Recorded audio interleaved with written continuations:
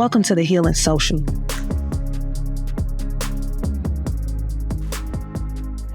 What about your friends? I'm hoarse. Come on, chime in.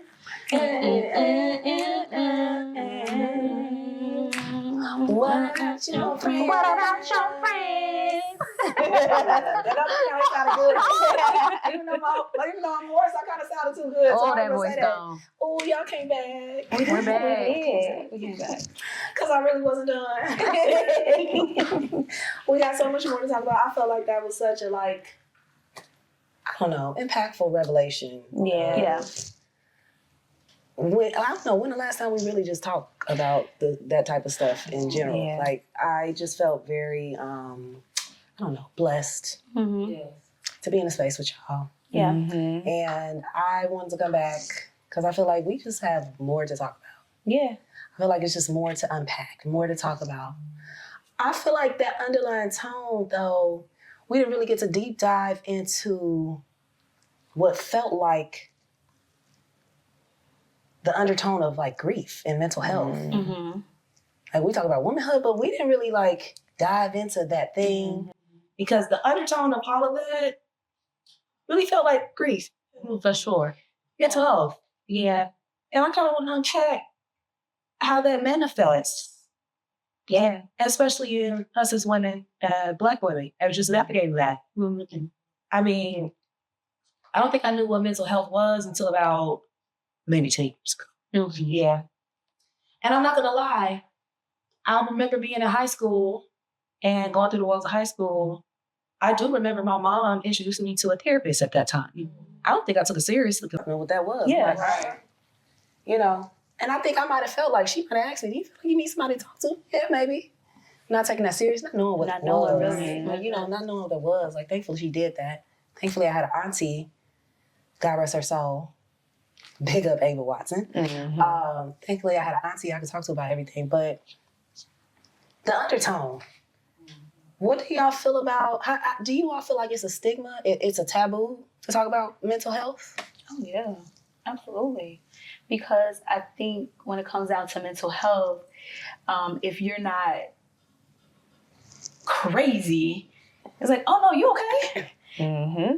It's like it has to be one extreme to the next, right? So if I'm not about to jump off a wall, I'm good, right? But if I'm just kind of not feeling myself this morning, I'm waking up and I'm just not feeling the day, it's like, girl, get yourself together. You all right? You see what's up? But sometimes it's not me about to jump off a bridge all the time. It's just me just not feeling like Ashley. And maybe I need a day to figure out what's going on with me and how can I regulate myself to be back to my normal, the typical what Ashley is. So I think sometimes when you say, oh, I need a mental health day, people are like, oh, she all right, Regulation, I think, is such an important key to that because I think that for me, I suffered with anxiety for a few years. Mm-hmm. And the thing that made me really realize that it was a problem was the dysregulation. Mm-hmm. So I'm having this feeling that's tight in my chest, and I am in a cycle. I cannot regulate it. Mm-hmm. And so I think that is a really, really key component. That was a perfect word for that is how you regulate yourself. Mm-hmm. And I think that's the line. You know what I mean? Mm-hmm. That's how you know you're in a crisis. Mm-hmm. Yep. It's interesting to even say that's how you know you're in a crisis because it's hard to put language to something that was never really taught. Yeah. Yes. Yeah. So, to your point, I started experiencing anxiety early on too, and I didn't know I was experiencing anxiety. I was just like, I can't breathe. Mm-hmm. I can't breathe, or I'm feeling like I'm feeling kind of stuck. I'm feeling like not a hopeless or hopelessness. But in that moment, I'm just kind of feeling like I can't get out this box. Can't get out. Yeah. And I remember how that started manifesting in my body kind of early on in college. Mm-hmm. The pressures of graduating, passing classes, and all of this stuff. And y'all know I was partying. So it wasn't a party until you walked through. Right. Okay. It wasn't really a party until I walked through. And the grades was doing jumping jacks. They were doing table dance. And then when it hit me, oh gosh, everybody passing you up. Everybody passing you by. That's when the anxiety started, because I was like, oh my gosh, I come from this family where we don't do it. Yeah, we don't do that. We don't do that. We don't do that. Remember, you came out the womb like work. Yeah. We're about to do that. But it's funny that you said that, because the manifestation of like the symptoms, I didn't know what that was. I didn't even know what to categorize it for. And now, I had my grandma. My grandma would be like, let me lay hands on them. Okay. And that was perfect. But there's also words for it. And avenues and resources. Yeah. And that's just one way I started experiencing kind of the elements of dysregulation, mental health. But there's a whole other segment of things we be going through that cause that to spike too. Yeah. I thought that was a perfect word, because later on I realized when I was in that function, I was, oh my gosh, I cannot regulate my body. Right. Yeah, like I can't get it to regulate. I can't get my nervous system to get back into a homeostasis. Yeah. That's dangerous. Yeah. Especially being a prolonged period of that, which most of us are wearing like survive. Yeah. And so, I don't know if y'all ever experienced like relationships or loss of identity or friendships or that kind of cause that anxiety or cause that dysregulation. Yeah, for sure. But I know I did. I think for me, I perpetually is always heartbroken. Yeah. It's a perpetual heartbreak every year. It's hard. It's hard to be on that list. Right. It's a list. That's a list. Conversation for another day. Conversation for another day. Because I told you, like, Chicago didn't shape me, but it definitely broke me. Yeah. And when I realized that outside was like dangerous, Outside is very dangerous. I was like, oh, okay, it's fun. So you meet these men that like, and their dysfunction, they don't know how to be with you, and they break you. Yeah. You know what I'm saying? I don't know. I think it's important to talk about, because for a while it was very shameful. Yeah. To say, like, I'm really broken. Yeah. From another broken person, and I don't know how to regulate my body. Yes. What y'all think about therapy? I'm for it. I love therapy. I'm for it. Yep, same. Absolutely. Every week, weekly. Weekly. I wish I could get it my therapist. Or every Saturday. You need it. You do. Sometimes you just need somebody that's not a friend or a family member. Unbiased. Yeah, because, when you're in something, you don't see it. And then sometimes friends or family, some people tell you what you want to hear. Some people will tell you what you need to hear, but that therapist is going to let you know the real, right? Yeah. And at the time, you may not be accepting of what they're saying, but it's going to resonate with some part of your being throughout the week, from Saturday to Saturday or whatever, day your appointment is. You're going to think about something that he or she said, and you're going to be like, oh, yeah, that was real. And it's funny that you mentioned therapy, because it wasn't until earlier this year, my brother and sister lost their dad. It was just my stepfather. And I'm 32, 33. So he was with me from the time I was 2 years old up until his passing. And so after he passed, it was hard for me. Like, even trying to be there for my siblings, it was hard for me to be there for them, because I felt like I lost a part of me too. Now, the interesting thing is, he wasn't the best father figure at all. You know what I mean? Wasn't the best. So I struggled with grieving his untimely death and grieving the fact that I never had a chance to tell him how I felt about the things that he did. So it was a struggle for me. And I found myself like getting ready for work, but I just couldn't get myself ready. Like I would be brushing my teeth and I'll look down, 5 minutes had went by. Like I just was zoned out. Like it was really, really bad. And so one of my mentors, she was like, have you thought about grief counseling? And I was like, no, I'm all right. I don't need no grief counseling. Like I'm straight. Until one day I was just in my room and I was thinking about him and I was just sobbing uncontrollably. And I was like, Ashley, you need to talk to somebody. You need to figure a few things out, because I could not get myself together. And I haven't lost many close people, but this one was a little different. Like it really jacked me up. Like, it was really bad. And I was like, yeah, I have to talk to somebody because, like you said, you just can't get yourself together. I wasn't going to work. Like, it would just be days like I can't even make it. I can't do it. So it was hard. And so you have to talk about those things, you know? And sometimes, like you said, you feel like something's wrong with you if you can't get back on track, you know? But it was hard. And I found that to be very helpful. Yeah. Did you feel like, did you know that that's why you were experiencing the lag or the fog or the delay? Like, did you pinpoint and say, it is because I'm experiencing this death right now that I think that's why I'm having trouble? Did you correlate you know what? that? Not at first. No, not at first. Because when it happened, of course, you know, you're grieving, you're crying or whatever. But I actually had a falling out with a really good friend.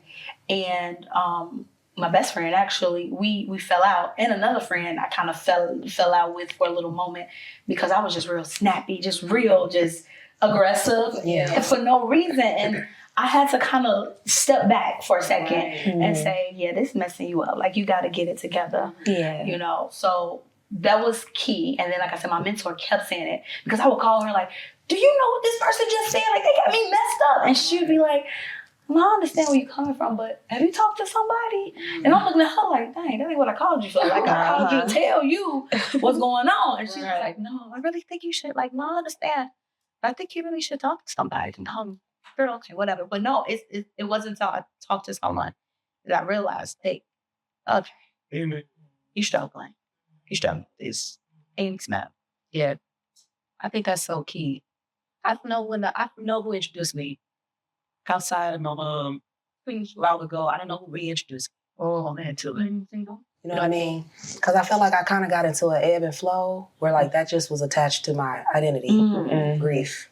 And not grief because I didn't have a wonderful family or a good life or whatever, but the situations I was getting myself into that was always attached with grief or loss or relationships. Yeah. And I did feel like it became a part of my identity. Yeah. Yeah. Like, that perpetual heartbreak, that broken side. Like, I feel like, and I do feel like some people kind of just live brokenhearted. Yeah. And I feel like that was me. Like, oh, okay, again. You got to pick back up, do the things. But, like, it chafes at you a little bit. Yeah. It continuously chafes at you a little bit. And I'm going to say, like, I do feel like it shaped me. I do feel like I started trying to fight back with things like writing. Yeah. You know what I mean? I was always a writer. Yeah. Always very expressive. And I found that was something that really helped. Yeah. When I wrote about you, that meant you was gone. You was gone. You were dead to me. Yeah. If I put it on the paper, It's out. Yep. you're done. Yeah. That's me too. I'm a huge journaler. Once I journal about you, baby, it's off you. When did the journaling start for you, though? As a kid, I've always been a writer. Always. Any emotion I feel, writing it. That's how I was as a kid. And I was literally writing goodbye letters. Exes, family member, whoever. If I was next to you, I was writing a goodbye letter. I got so many. You kept You kept her? Are you gonna mail them? No. Are you gonna give us It's a reminder, just in case. Just in case. Just in case you try it again. You think I miss you? Hold on. No, do not. And don't. Girl. I've had situations, because I journal too and I write and perform and stuff, but I've had situations that kind of felt so intensely painful. I have to wait to write about them because a lot of times I feel like when I write, it's like a submersive experience and I don't want to drown. Yeah. So I need to wait. Let it wait. So let it heal a little bit, let the scab form, and I can write about it. Nah, I want to be crying so hard. Paper wet. Is that your best word? That's my best word. You need to be wet. When I pass some journals, read them at the funeral. I don't mind. That's good. That's it. Be standing there with a clipboard like, your name what? Oh, she wrote about you in 2012. You can't come in. But you want to read the letter? Okay. Here it is. Do y'all felt like do you all have stories of loss or grief that like really pivotal stuff that like changed you. Like it actually started altering who you were. Yes, for sure. For sure.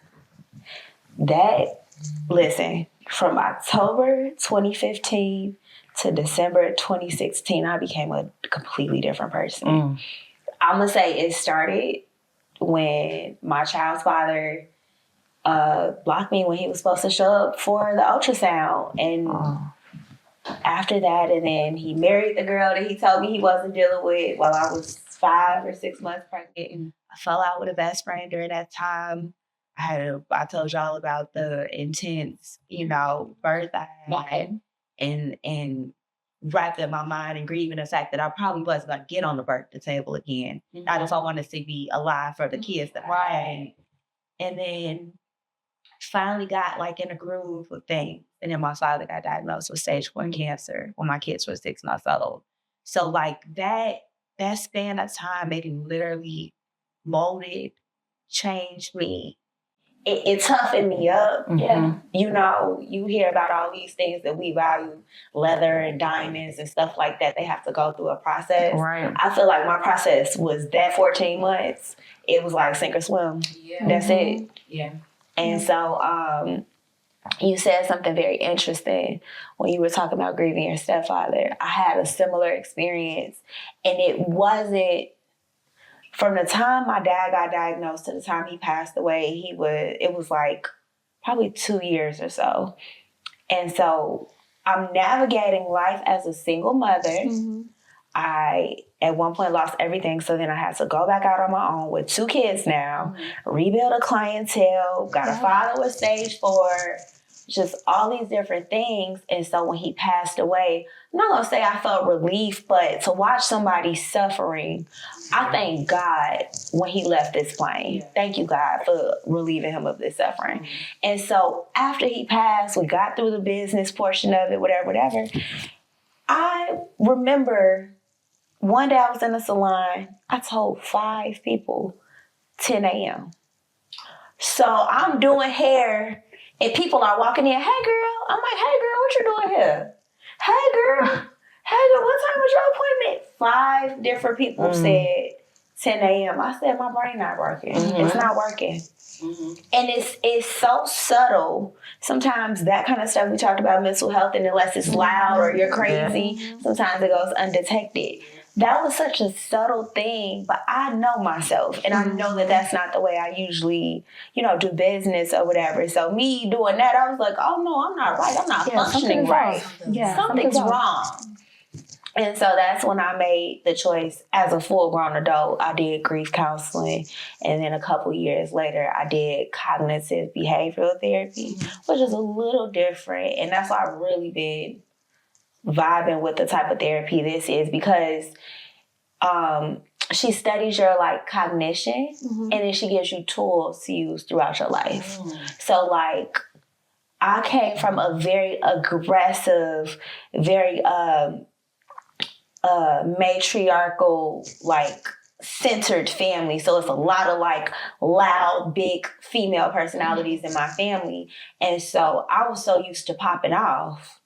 You know what I'm saying? And you pop off because my sisters pop off and my mama pop off and we right. Yeah. And so one day she challenged me and she was just like, well, did you have to say that? I'm like, yeah, I had to say it. Did you? Yeah. You didn't.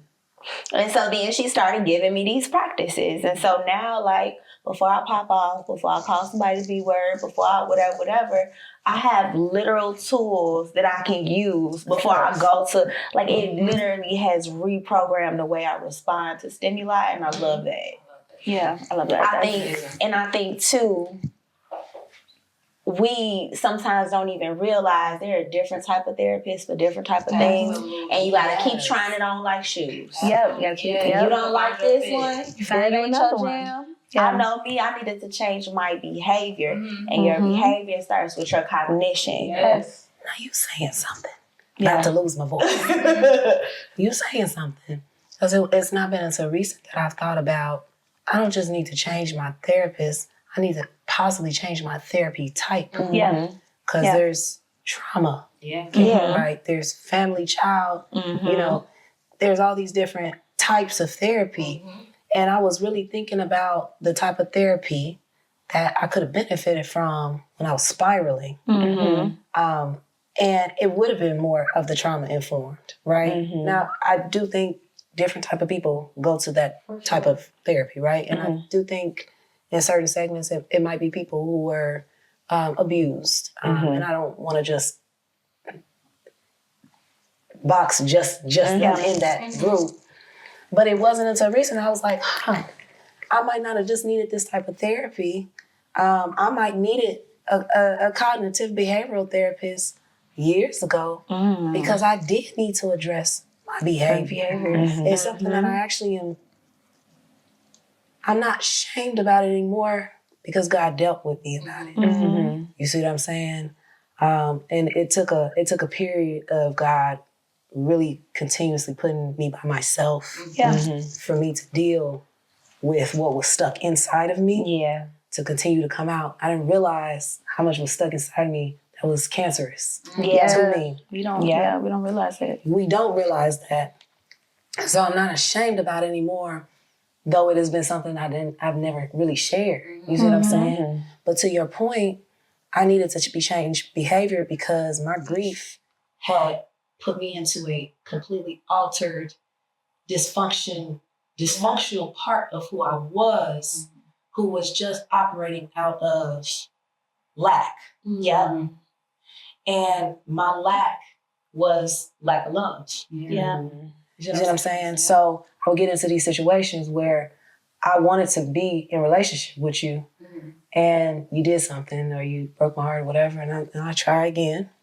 You did something, you broke my heart, I tried. I tried again. You know, of course, the time I tried again, but it kept happening. It's like, well, am I not deserving of love? Right? So that's the first question. But then when you're operating in that brokenness, you become a broken person and you start operating outside of that. What I really felt like God dealt with me on is who I became after that. Because I became a person who wasn't a girl's girl. I became a person who would, well, if this how all y'all gonna operate, I'm gonna come take your man too. And I hate that. And it's not even turn my savage up because it was like, well, I'm not gonna get everything anyway. So I might as well. It's like, so give me the little that you give me, Damn. the little that you give me was all right. Because maybe today I didn't know I wanted to be. I don't want a relationship. Maybe it looked like I needed intellectual stimulation. And that sounds small until I'm talking to you all the time, but you actually with somebody. Right? And then how far did that go? For me, it was like, okay, you with somebody, but it ain't serious. But then that brokenness kept me in a perpetual state of brokenness. Now I'm dealing with you. And I'm not ashamed to say it, but it's the first time saying it, I became an adulterer. And that was difficult to accept about myself too. You know what I mean? Especially because of the relationship I had all my life spiritually. And because I wanted something. I wanted marriage. I wanted this thing. And I didn't know how to get to it. And it felt like it was farther away than it was. And then I got into a space where it was like, I'm perpetually broken. And now, hey, you offering intellectual stimulation and maybe just, let me take that. Or now you offering time and attention and I'm gonna just take that. Or now you offering something I just don't have. And I feel like people don't understand how powerful love is, as much as heroin, as much as sex, as much as alcohol, as much as all of these things. And I don't know what comparison that is in, but I know that it altered me. So it's funny that you're saying this.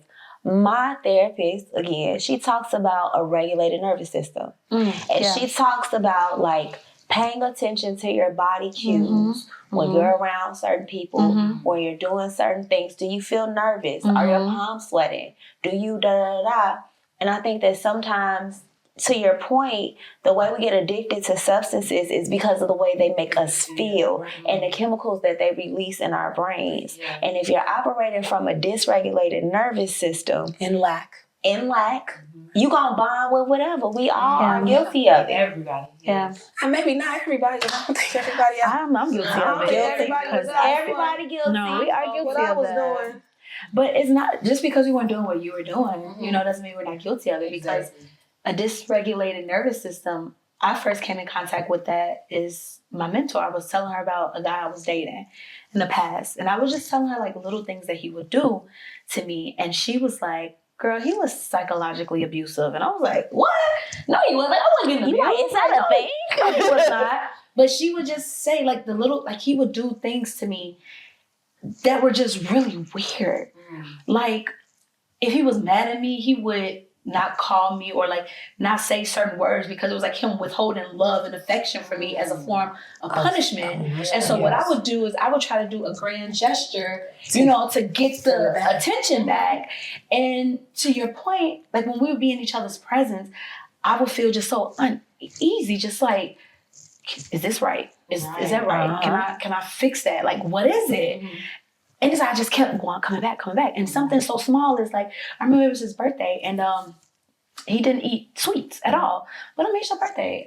Get you a little cake, a little cupcake. Yeah. I know you're not going to eat it, but it was just a thought. It's your birthday. Let's blow out a candle. So I brought the cupcake, you know, the candle, brought it to him. And he goes, the cake was chocolate. But the only reason why I got it is because the frosting was his favorite color. So I'm like, we're not going to eat it. Whatever. Right. It's just a gesture. So I bring him the cake and he goes, oh, you got chocolate cake? And I said, oh, well, you know, I like chocolate cake. It's cool. And he goes, so you brought me a cake that you like?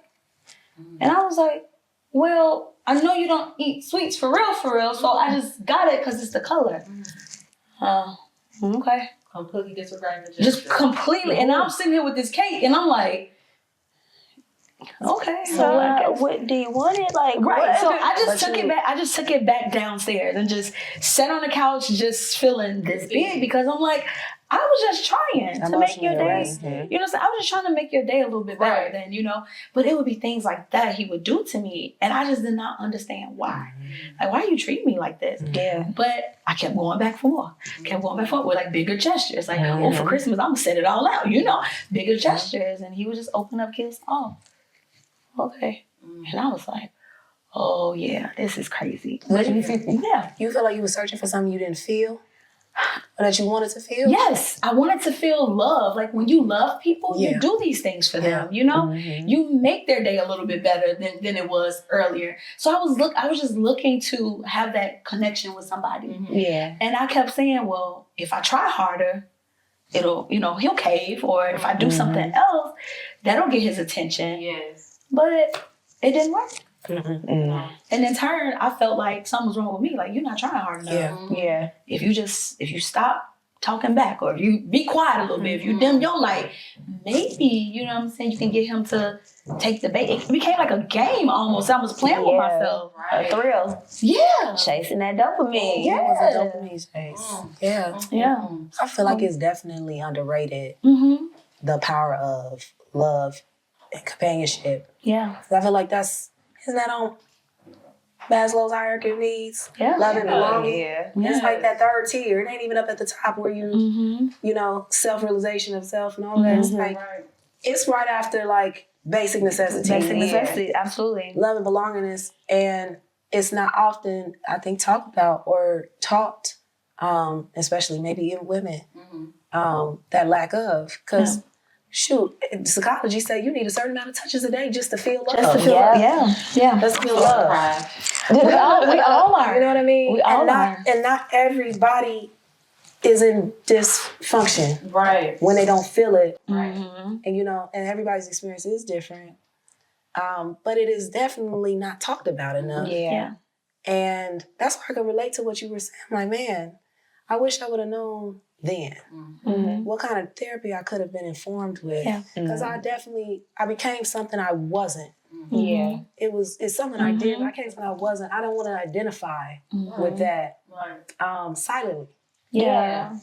Because that's what I'm dealing with on the back end. Now I'm shamed. Yes. And now I'm convicted. And now I'm confused. Yeah. And I feel like, God, are you going to bless me? Yeah. Still? And the truth of the matter is, I'm going to be honest, God still was in the blessing business. Yeah. everything I let in was what I let in. So what I was experiencing was the result of that. But I remember feeling so shamed one time. I was just like, God, I know you want to talk to me today. I like turned my hearing off. Like, I know you want to talk to me today. And it wasn't until somebody came by way, somebody called me just out the blue or something, and had something to say to me that was concerning the Lord or spiritual. And I was just like, oh, so you sent somebody to me still. And I felt like that was such a very powerful, it's hard to talk about, y'all. It was so powerful to experience that kind of pursuit of love when I lacked. You know what I mean? It was a really powerful experience, that kind of pursuit of love, that I could do something shameful that wasn't me. You know what I mean? But God would still pursue me and still talk to me. You know what I mean? And that deepened my relationship. Because I realized that there was nothing that was going to separate me from God. God didn't. That didn't separate me from God. It was. It was something I did, and as I repented and wanted to be better, that was something we worked through, and He washed away the shame of. Absolutely. And so it's personal to me, because sometimes you deal with that alone. You know what I mean? It's a taboo. Especially because you don't want to be called. You want to be called out. That name. It's not a good name to be called. I wouldn't even want to be associated with being that kind of person to even another woman or a union. Yet I was. But the endless pursuit of God really informed me and really showed me what love looked like. And I'm sorry, y'all. It's okay. No. It really showed me what love looked like. And even all of this, us sitting here, it's been God's endless pursuit of me, trying to show me love. And so, you know, I felt like it was important to say.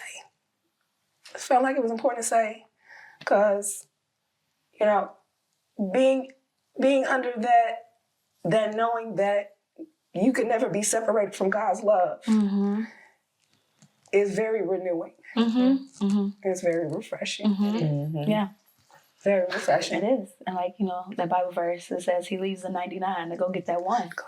You know what I'm saying? And so it's like, once you start realizing like who you are, looking at yourself the way God views you, your perspective changes. And you know, I come from a family that I was born in a church, right? But they've never, you know, you gotta go to church, you gotta, you know, they've let me find my way. And as I've gotten older, I found God for myself, right? And I struggled like you, because my family was in a church. So I was doing things and I'm like, my people can't never know that I did this. Or if somebody found it, I made a life decision because who my family was. It wasn't because of something that I wanted to do, but I made this decision because I didn't want to bring shame upon my family. And so that's hard, you know? So, but now I'm not embarrassed to talk about this anymore, because this same very conversation I ended up having with a girl who I didn't even know, because she was struggling with the same thing. And she was like, I'm just so happy that you shared that with me. And I was like, girl, I've never told anybody this. And I told her, and it wasn't because I was still ashamed at the time. It's just something once you and God make amends, you just don't want to talk about it anymore, right? But I was able to share something with her because I let it go, right? But I found God for myself.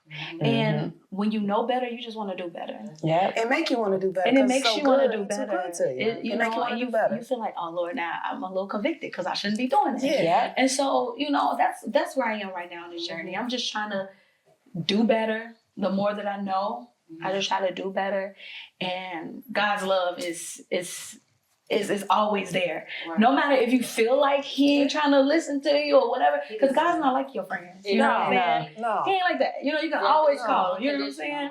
You know, so once you realize that, you get a different perspective. Different perspective. I agree. That was powerful. It was. Thanks for being here.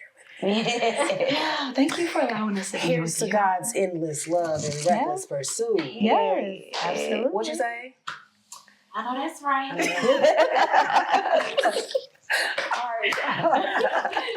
right. Stay tuned for a sneak peek from next week's episode. I feel like I have saw the worst in some friendships, the people that I love the most have done me the dirtiest. Because friendship heartbreak is a real thing. Oh, yeah. Me going through something that your day ones have yet to experience because I didn't know. But there's something so beautiful with overcoming that and still remaining friends. Yeah, so that's beautiful. And then I'm learning that as I grow and mature, and I'm learning new things about myself. Like I need certain friends for different things.